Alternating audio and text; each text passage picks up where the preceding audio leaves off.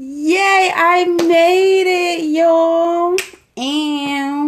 And so I just ran home from Buckhead because I had a meeting with investors. And sometimes what happens is you be presenting an idea to a producer, promoter, investor, or sponsors, and you start looking at other stuff and they start saying, well, what else do you do? What else do you have? What else you got going on?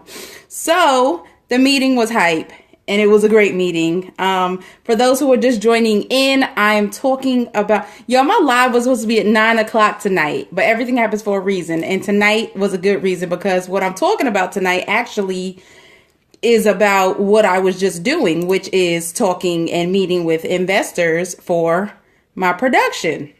So it happens. I'm trying to fix my little hair because I ran in the house or whatever. So tonight I'm talking about, good morning, Tobias, where are you? Because it is definitely night here in Atlanta. Hi, Carlos. So tonight we're talking about playwrights, directors, and actors. Your losses are wins. No, when I lose, it's a loss. I lose. I lost it. It's gone. It's done. It's negative. It's a bad thing. Not in the case of the artist, the playwright, the director, the actors. So I don't know if the majority of y'all know I got my degree in theater to be an actress. I was going to be I am an actress. Iraq. Yes, we got Iraq on the live, y'all. And I love it. So I started out, when you are a theater major, you have to go out and get professional acting roles. You have to go get that experience. You have to do collegiate theater as well. So me being an actress, I was taught network, the art of networking. You have to utilize your resources. That doesn't mean, hey, James. It doesn't mean use anybody and then be mean to somebody after they give you an opportunity. No, you keep that connection. You keep that reaction, that interaction with that person for life. You keep that network. It's not a one-time thing when you network. Doing a show as an actor, you want to always use the opportunity to network yourself. Invite people. I hear a lot of actors say, I'm not getting paid. I ain't doing it. I'm not getting paid. I don't have time. If you want to be an actor, you say you love to act. You say this is what you want to do. Regardless of if you're getting paid or not, use that opportunity to get more opportunities.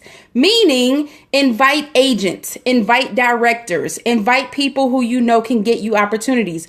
Use the footage from the show. Invite a videographer to come and film you.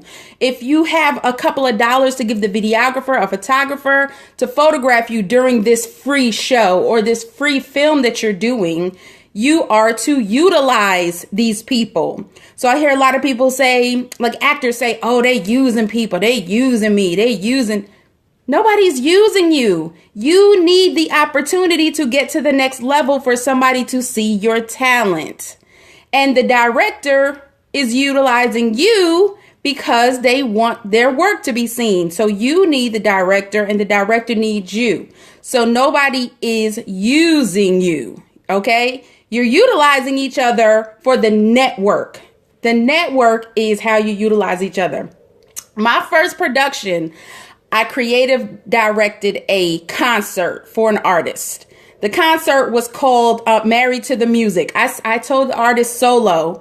Solo is this amazing singer. He said, Morgan, I want to dance and I want to do a full concert, like a 2-hour concert, like Neo, Usher, yada, yada. I was like, I'm your girl. Let's do it. We sold that show out. The dancers served as actors in between songs. His music was telling a story that we both were going through at the time. It was called Married to the Music because we both were going through a tumultuous relationships, number one. And being married to the music meant marrying the art. Be into your art and love it. So that was my first experience, and seeing a sold out crowd react to actors, dancers, and a singer putting on a concert, I said, I'm creative direct. I'm going to direct plays. I'm going to direct shows, which I've been doing as a choreographer. A lot of people don't know that choreographers are directors. Choreographers are directors in a different realm of movement. But what I do is creative direct. So I take people's visions and ideas and take them to the next level. So after that, I did Maddie's show, Maddie Larger Than Life. Maddie is a comedian.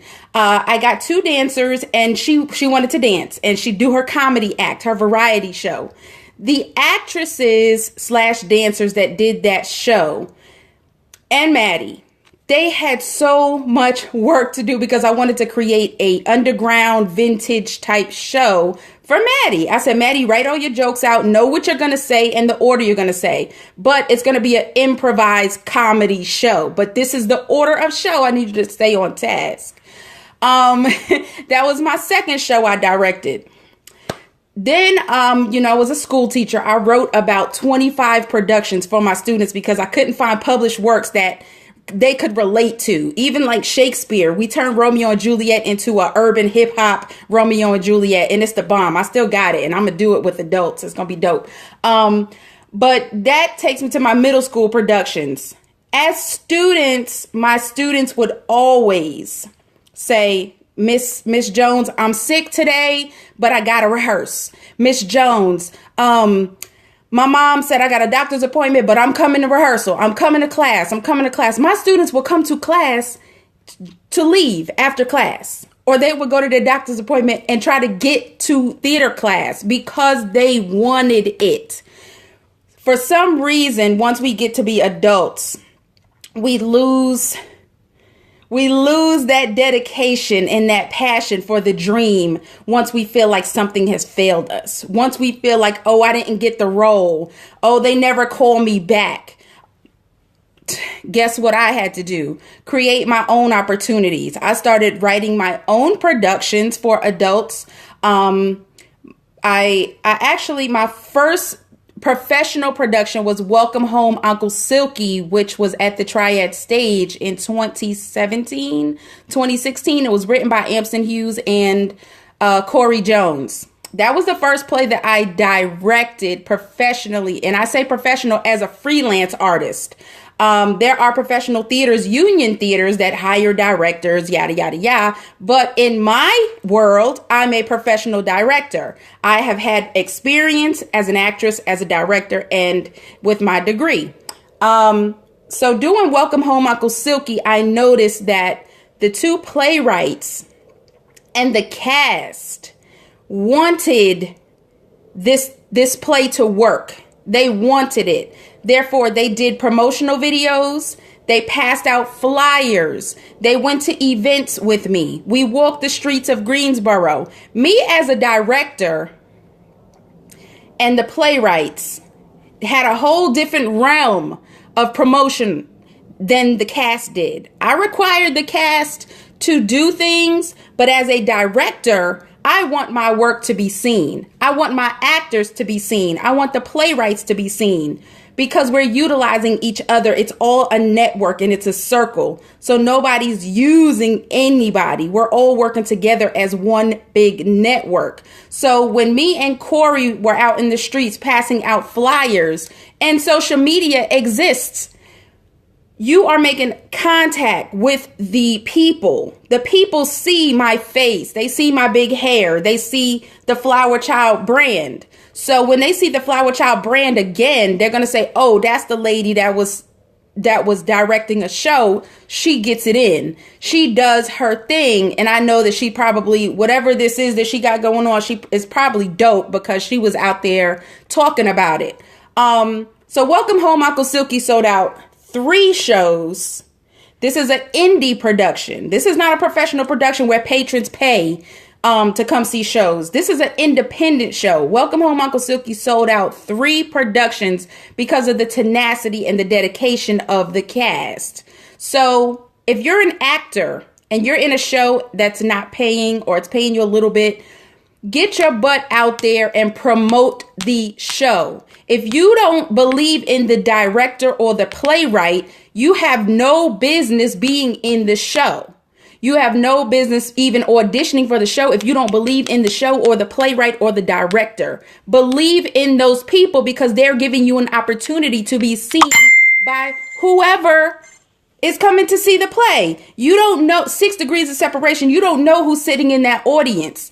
And when you pass out a flyer, you don't know the person who you're passing the flyer to. You don't know who they're going to bring with them to see you in the show. Promote the shows that you are in, and stop being selfish to where you don't feel like you're a part of the promotional piece. It's indie. You're not in a theater that's professional, that's union, that patrons are paying for. Take the flyers, put it out on social media in groups, get out in the street and pass out the flyers and talk to people in the restaurants, in the mall, wherever you go. Sell yourself and any opportunity that a playwright or a director is giving you. That was Welcome Home, Uncle Silky. Honey, James, listen, please chime in if you have any questions at any point or you want to comment. Moving on to Plain. Plain is a play I wrote based off of a life story. It's loosely based, very loosely based. I was like, this is very relevant. It's about a woman who's natural. You know, that's the thing right now. It's very relatable. She's natural. Her boyfriend is obnoxious. He's mentally he's insecure. So he walks around like he got a lot of confidence, but he's real insecure or whatever. Hey, Gabriel. So the whole thing is with Plain, I went and I talked to investors. Every playwright director would love to have an investor. You give the investor how much it costs to do the show. Boom, they give it to you. They get a return, however much percentage you want to give them back. Sponsors, you ask sponsors to sponsor you. You get vendors and they help pay for the venue.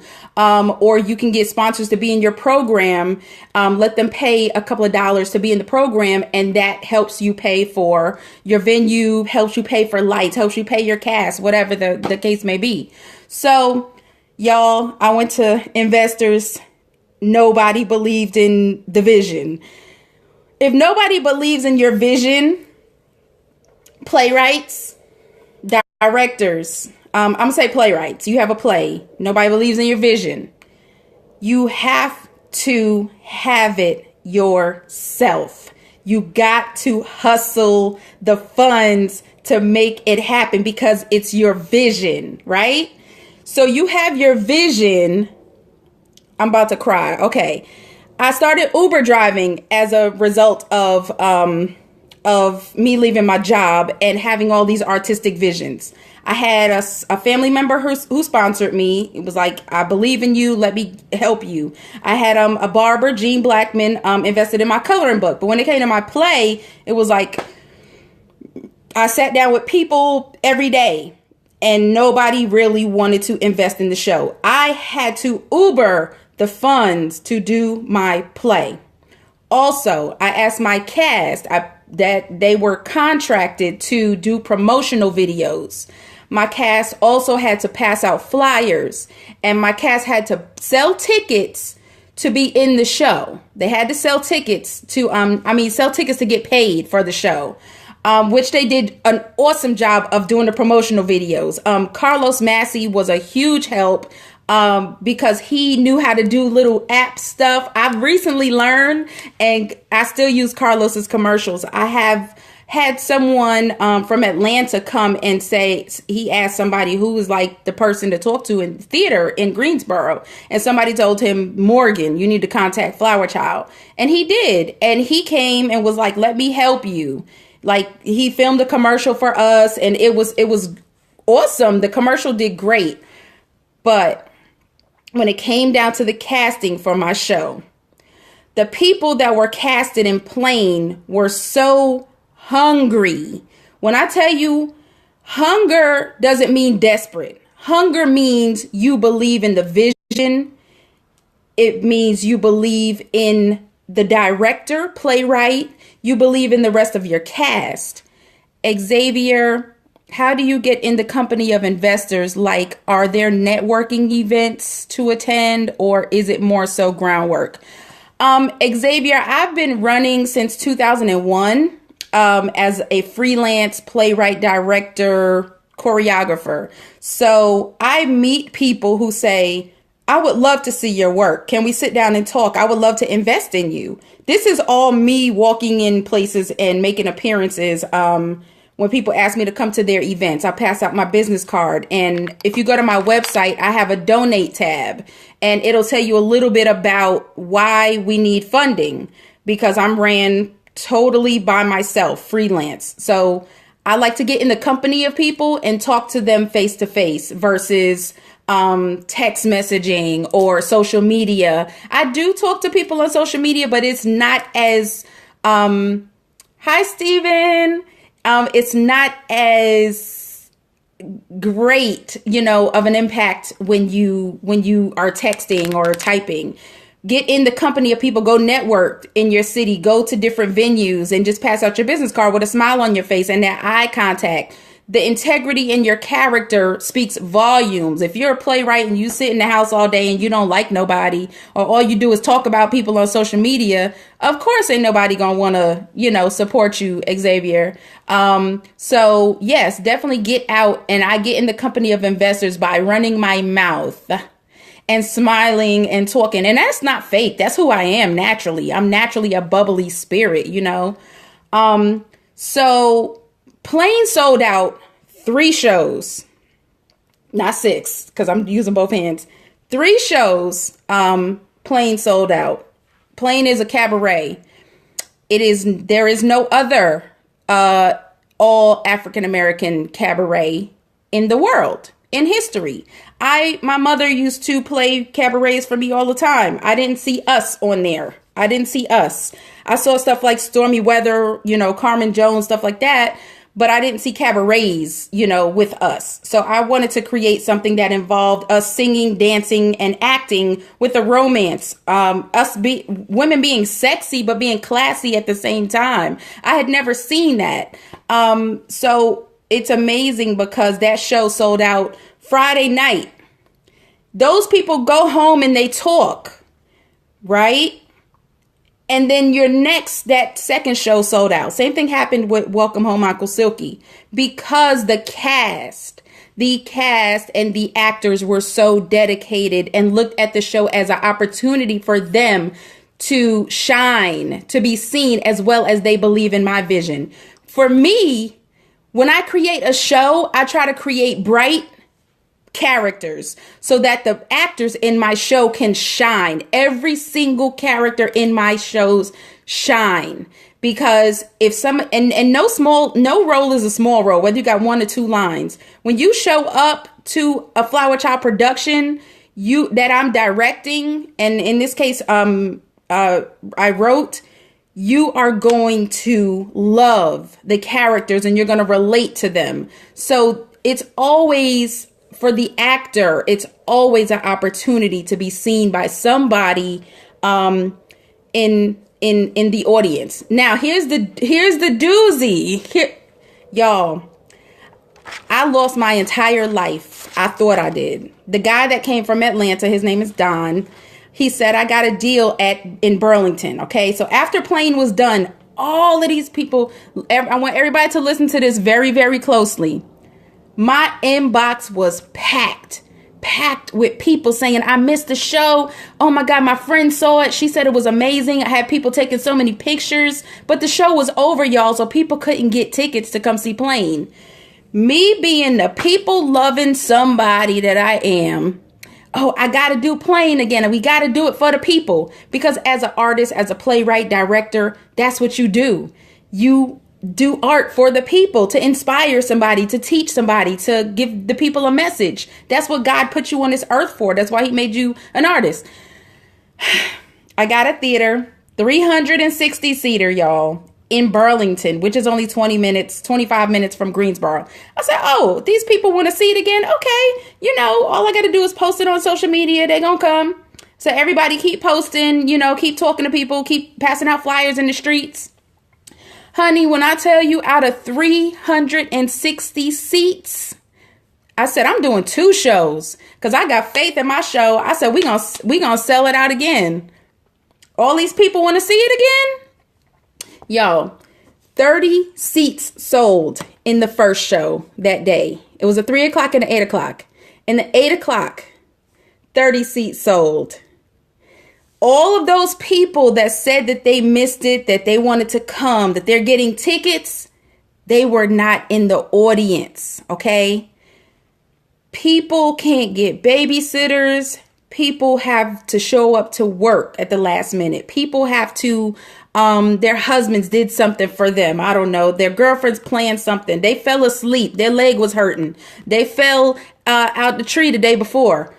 All types of things. You cannot rely on your support. You cannot rely on people saying they're coming. You cannot rely on your family. You have got to get out and meet people and guerrilla market. That means just being creative in however you're marketing your show. You cannot rely on people saying, oh, I missed it. Can you do it again? They might love you. They might love your work. They might love everything about you. And they probably, would come see your show tomorrow, but not this time. So y'all, I did not have the funds to pay for the theater. Guess what paid for the theater? The amount that the venue cost that day was the same amount that we sold in ticket sales. When I tell you God was all up and through my show, but guess what? This was not a loss because I initially, before we started, told my cast, you all will not be paid for this performance. This is an encore performance. I will not be able to pay because I didn't know how the turnout was going to be. But we were able to pay for the theater. Also, my good friend Rashim Kilo Pugh, my business partner in film, came to the venue for the encore show and filmed the show. That edited, beautiful copy of my show that was recorded now serves as proof to investors and sponsors that they are investing in an amazing show. So now my show is coming to Atlanta September 1st because of the video footage that I got when I thought that I lost. When I thought, oh my gosh, I'm not able to pay my cast. I didn't win anything, I didn't get anything, but the venue was paid. And we got video footage of the entire show from the beginning all the way to the end. And it serves as a piece of work to show investors, hey, this is what you're putting your money into. This is the amazing work that we want you to see. Actors. The win for my actors at that show was I gave the actors a copy of the show so that if they want to book more work, they have footage of themselves from the show to show other directors. They want to send it to Tyler Perry. They want to send it to Ava DuVernay, whoever they want to send it to, Ryan Coogler, whoever's casting somewhere. All I want is for my cast and the actors and dancers who surround themselves with me is to be seen by people who can actually do something for them. That's not to say I don't believe in myself that I'm going to be able to get my actors seen on another level soon. Oh, it's going to happen, baby. Okay. Don't sleep on your girl. Okay. So that's why I'm working so hard, because I do want to get to the Debbie Allen status, to the, I'm still doing choreography. I'm still playwriting. I'm still directing. I'm still acting I'm on 2 tours right now, touring, like, not 2, because I just lost my mentor.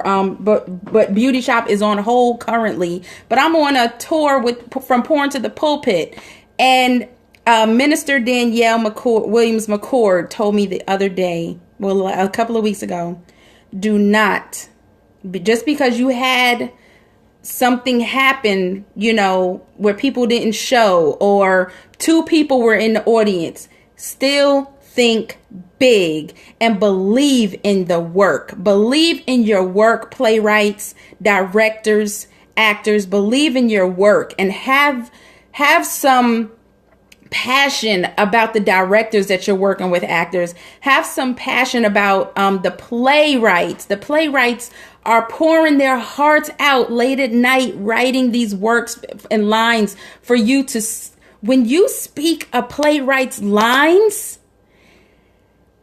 and it's getting out to the world, you have one of the biggest jobs in the world to get to portray a character to the world. And who knows if that play is going to be turned into a film, or that film is turning into a play, or that book is going to be a play, that book is going to be a film. There's so many outlets today that we don't have to be afraid of, and just go for it.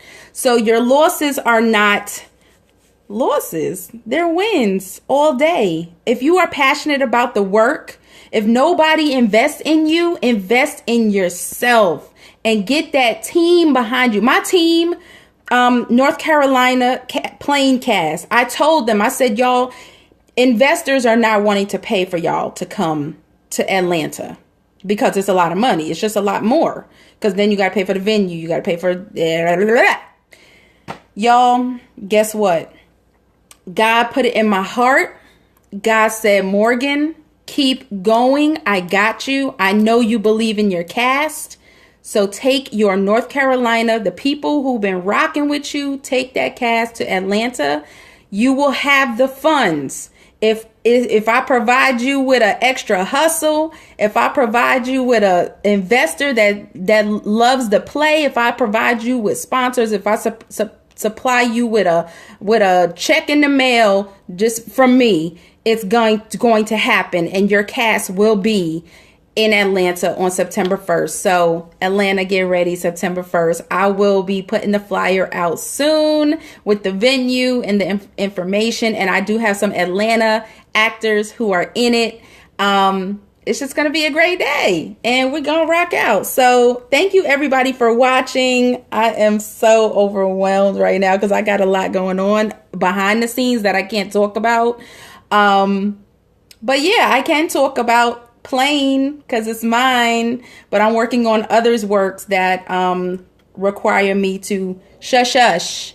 So I love y'all, and everybody have a blooming night and give it life all day, every day. Feel free to inbox me any questions or anything you want to know about me or the process. Trust the process. That's another thing I wanted to talk about, but I was running my mouth about everything else. I love y'all. Have a great night, and bloom and give it life again. Flower Child out.